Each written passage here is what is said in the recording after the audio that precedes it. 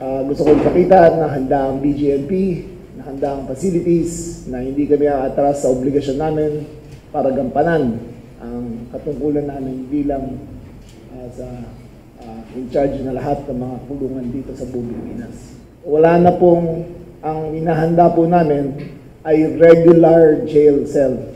Kung ang nagnanakaw ng 100 piso sa SM, na nagnanakaw at nag-shoplift ng lotion, ay dito kinukulong.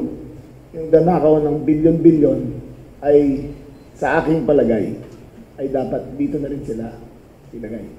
The rules of the jail will apply to the rich and to the poor the same. Meron po ba mga signs, sir, or parang indication na possible na may mga malalaking personalidad na dito ipipiik po? Ayon sa Senate hearings, mukhang lumabas naman lahat ng pangalan doon. So, yung mga lumabas na pangalan sa Senate hearings, congressional hearings, sa tingin ko, sila rin ang unang ma-indict. Sa tingin ko lang, I have no personal knowledge.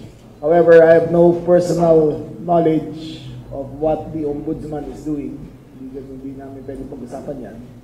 Pero base lang sa narinig ko na nakita ko, mabibigat na ang ebidensya na pinakita ng Senado.